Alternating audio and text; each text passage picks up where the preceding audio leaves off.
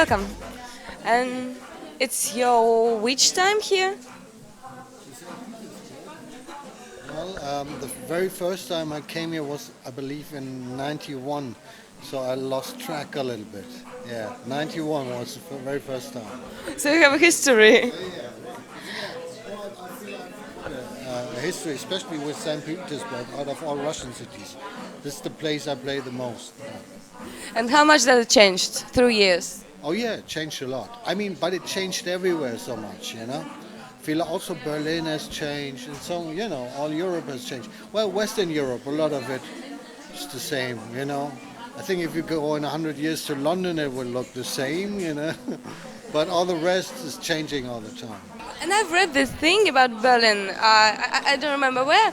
That there's the thing about the city. It's there are some places just for tourists, so these party places. But it's not real life there. So everyone come. Is it true? So is it only just like? Well, that's the funny thing. I mean, um, you could say, for me, the really intriguing thing is these places, like for example, Berghain or Watergate, who are like filled with 80% tourists. But to some extent, you could also say that's the real Berlin of today, because Berlin lives of its fame, and these people that come there, everybody prepares, everybody tries to be a real Berlin. So even the Spanish guys that go there would want to be really Berlin. And to some extent, they are the real Berlin of today. So the real Berlin of today is touristy, you know. So it could be argued that these places, although they're filled with tourists, but they're really the most typical Berlin, because in Berlin it is so much about the tourists these days, you know. And the locals might be going somewhere else because there's so many like changing small places, but I wouldn't even, and I don't specifically enjoy going out to Berghain. I have done it maybe 3 times in my life. But then again, I'd say that's the real Berlin of today. Tourists. So, and what about this crazy festival? So you were the one who started it, one of the ones who started this thing. And did you ever get tired? Because it's like it's crazy there. Some people even, it's really specific. Like Mayday, for example. We started like two fairly famous festivals, that's Love Parade and Mayday. They both started in Berlin. And well, Mayday, today I don't know of any other rave that's going since the early '90s that still exists today, you know. So in that way, I find it's the one event that kind of like connects the present with all the history of rave culture to the early '90s, you know. We just celebrated its 20th birthday last year, you know. So that's a long time, and I mean, obviously, it's a platform and it changes, you know. Probably I'm the only guy who played on all Maydays, you know. All the rest is changing all the time. It's new kids all the time, you know. I mean, today I go to Mayday and I watch like kids and they enjoy Mayday Anthem and these records, and I think, wait a minute, these kids is like 18, 19. So when I wrote Mayday Anthem, they weren't even born, you know? And that's crazy because you don't realize, you know, obviously you say like, oh yeah, good old times and blah, blah, blah, but you don't realize how long this has actually been going on. About kids. So this the public, the most of the public on these festivals, it's really kids. So teenagers. Why do you still like it? You're in the middle of this, you're the center of this, and you still love it. So you're still a kid? Well, to some, look at my stupid hat. You know, who would wear something like this? You know, but well, you know, like about age, I'm not I'm not.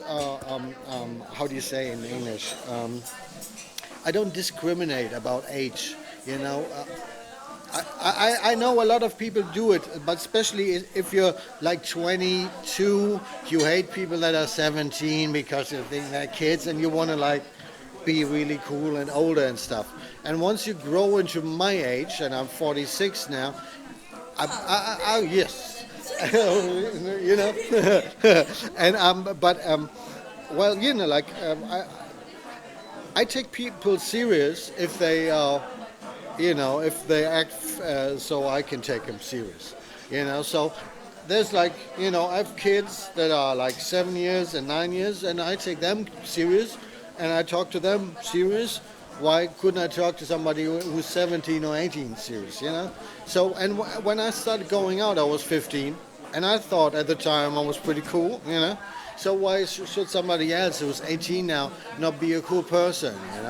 It's a different experience, but then again, you know, it's a different experience to be German or English or Russian or Japanese or whatever. It doesn't really matter to love music.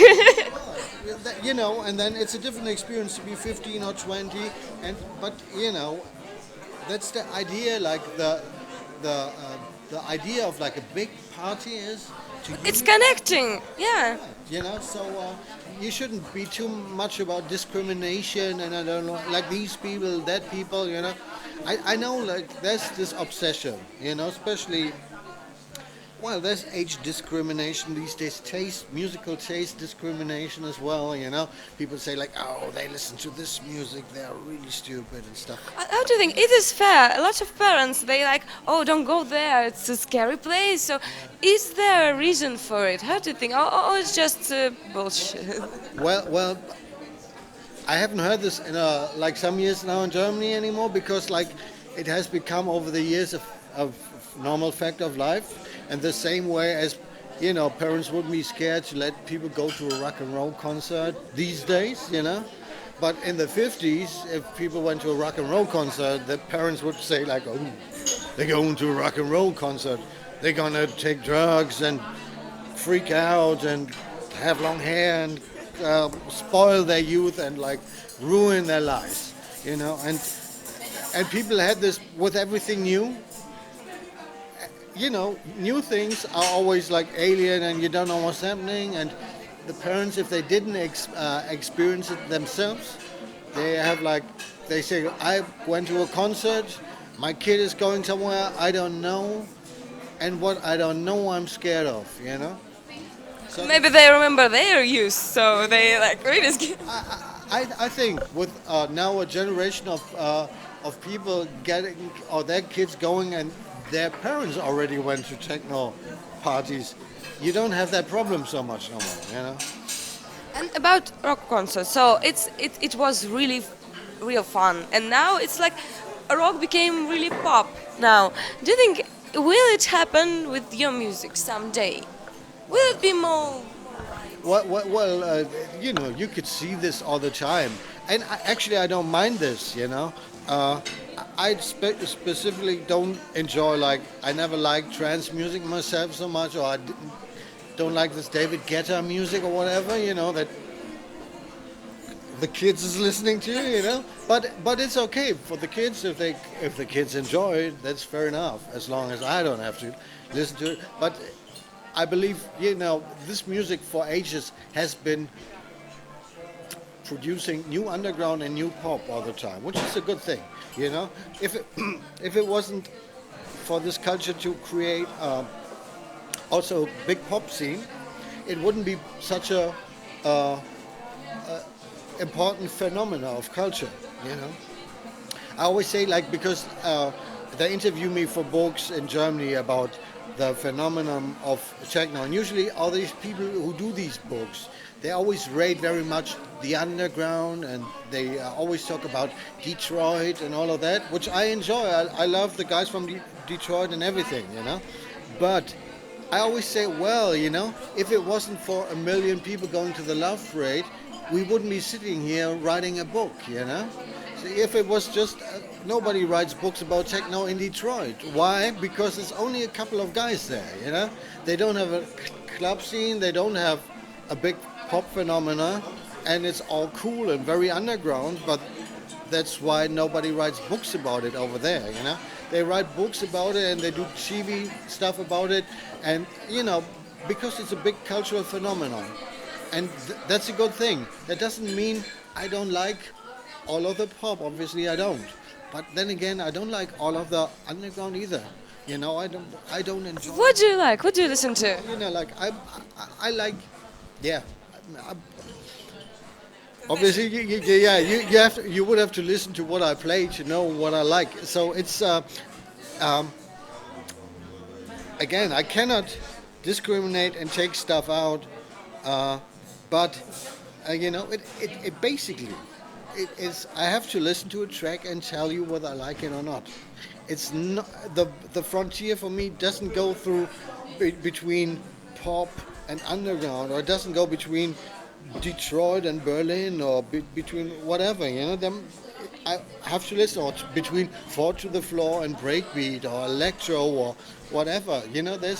There's genres that I hardly find any good music, but I like stuff from a lot of different genres. And when I started DJing, all these genres were basically in one style still, and then they spread into different fields. And I can still recognize from the early days the family ties between them. So I would maybe play something from here and there, and people say like, "How does that fit together?"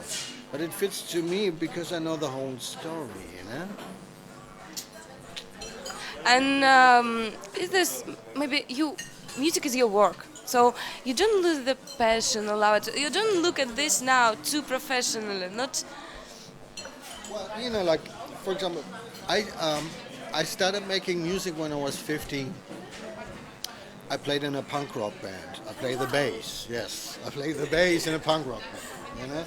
So, and I was always fascinated with music. The guy I make music with, Klaus, we met as pupils in school. We met in a special project group in our school for electronic music, and that we're talking about in '81. In '81, so like that's a long time ago, 30 years ago. At the time, we met there not because it was so professional for me, because I love it and because this guy loves it. So we've been making music since 30 years together, and through the good times and the bad, and for me, it's never been a question, like these days, for example, the whole music industry has gone down so bad, you know. And still, we go to the studio every day and create something. Because it's a way for us to make money? No, it's a way of life for us. I still love it.